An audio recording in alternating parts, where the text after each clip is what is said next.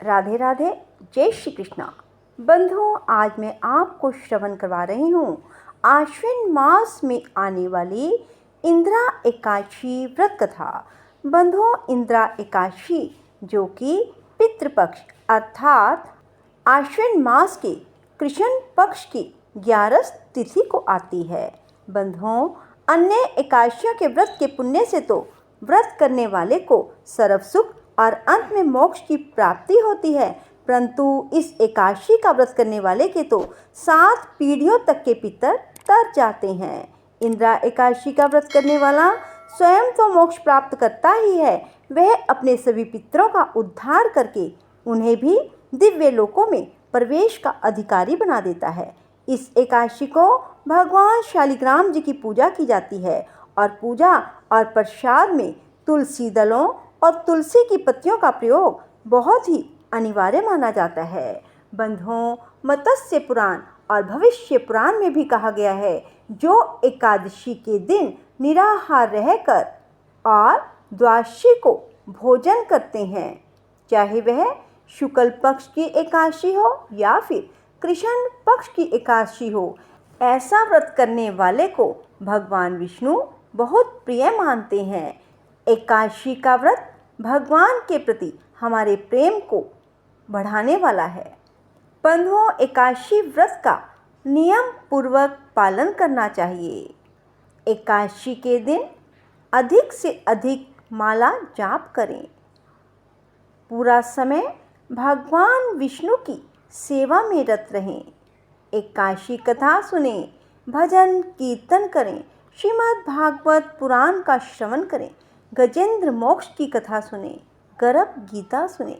अर्थात बंधुओं, एकादशी के दिन अपना सारा समय भगवान विष्णु के नाम जाप, भगवान विष्णु की कथा श्रवण में बिताएं।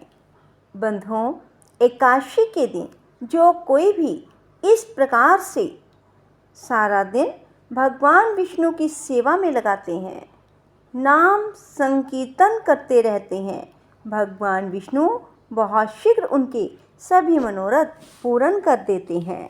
बंधुओं, एकादशी के दिन प्रातःकाल जल्दी उठें, स्नान आदि से निवृत्त होकर भगवान विष्णु के समक्ष व्रत का संकल्प लें और फिर भगवान विष्णु के षोडशोपचार पूजा करें। भगवान को तुलसी दल अर्पित करें और भगवान को फूल अर्पित करें। भगवान को फलों का भोग लगाएं, भगवान की आरती करें, एकादशी व्रत की कथा श्रवण करें और फिर हो सके तो सारा दिन भगवान के नाम जाप, भगवान की कथा श्रवण में बिताएं। रात्रि जागरण करें। बंधुओं, द्वादशी के दिन किसी ब्राह्मण को भोजन कराकर ही स्वयं व्रत का पारण करें। बोलो विष्णु भगवान की जय। बंधुओं, धर्मराज युधिष्ठिर भगवान श्री कृष्ण से पूछते हैं, हे जनार्दन, आश्विन मास के कृष्ण पक्ष की एकादशी का नाम क्या है? इस व्रत की विधि और फल क्या है? आप मुझे विस्तार पूर्वक बतलाइए। श्री कृष्ण जी कहते हैं, हे राजन, इस एकादशी का नाम इंद्रा एकादशी है। यह एकादशी पापों को नष्ट करने वाली और पितरों को अधोगति से मुक्ति दिलाने वाली है। आप ध्यानपूर्वक इस कथा को श्रवण करें। इसके सुनने मात्र से वाजपेयी यज्ञ का पुण्य फल प्राप्त होता है। सत्ययुग में महिष्मती नाम की नगरी में इंद्रसेन नाम का एक प्रतापी राजा धर्म पूर्वक अपनी प्रजा का पालन करते हुए शासन बिता रहे थे। वह राजा पुत्रों, पोत्रों और धन धान्य से संपन्न और विष्णु जी का परम भक्त था। एक दिन जब राजा अपनी सभा में बैठा था तो आकाश मार्ग से महर्षि नारद उनकी सभा में आए। राजा उनको देखते ही हाथ जोड़कर खड़ा हो गया और विधि पूर्वक आसन व अधर्य दिया।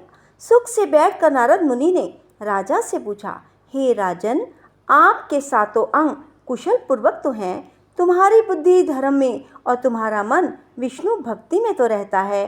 देव ऋषि नारद की बातें सुनकर राजा ने कहा, हे देव ऋषि, आपकी कृपा से मेरे राज्य में सब कुशल हैं। मेरे यहाँ यज्ञ कर्म आदि सुकृत हो रहे हैं। आप कृपा करके अपने आगमन का कारण बताइए। तब नारद जी कहने लगे, हे राजन, आप आश्चर्य देने वाले मेरे वचनों को सुनो। मैं एक समय ब्रह्मलोक से यमलोक को गया। वहाँ श्रद्धापूर्वक यमराज से पूजित होकर मैंने धर्मशील और सत्यवान धर्मराज की प्रशंसा की।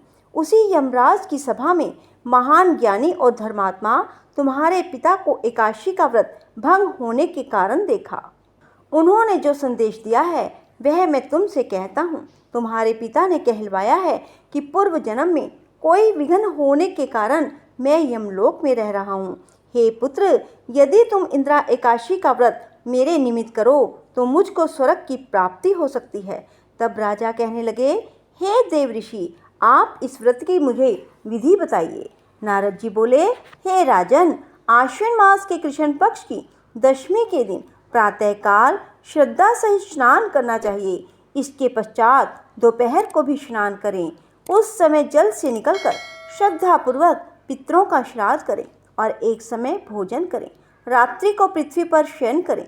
दूसरे दिन अर्थात एकादशी के दिन प्रातःकाल दातुन करें और स्नान करें। इसके पश्चात भक्तिपूर्वक व्रत का संकल्प करें। संकल्प करते समय भगवान से श्रद्धापूर्वक कहें, हे प्रभु, मैं आज निराहार रहूँगा और समस्त भोगों का त्याग कर कल भोजन करूँगा। हे भगवान, आप मेरी रक्षा करने वाले हैं, आप मेरे व्रत को पूर्ण करें। इस प्रकार आचरण करके दोपहर को शालिग्राम की मूर्ति के आगे फल फूल रखें और उनकी पूजा करें। शाम को भगवान विष्णु की धूप दीप नैवेद्य आदि से पूजा करें। रात्रि जागरण करें। इसके बाद द्वादशी के दिन मौन होकर बंधु बांधवों सहित भोजन करें। बस यही इंद्रा एकादशी के व्रत की विधि है।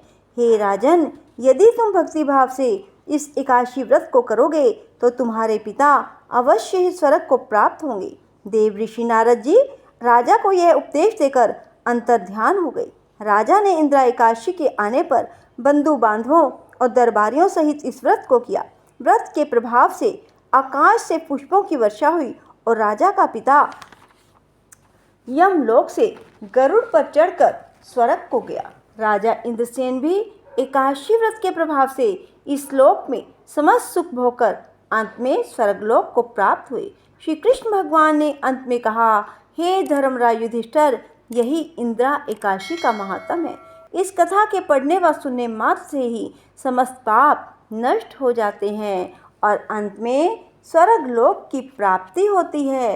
बोलो विष्णु भगवान की जय। राधे राधे। जय श्री कृष्णा। बंधुओं, यदि आपको हमारी ये वीडियो, ये कथा पसंद आए तो इसे लाइक करने के साथ साथ अपने बंधु बांधवों सहित अवश्य ही शेयर करना। धन्यवाद। राधे राधे। जय श्री कृष्णा।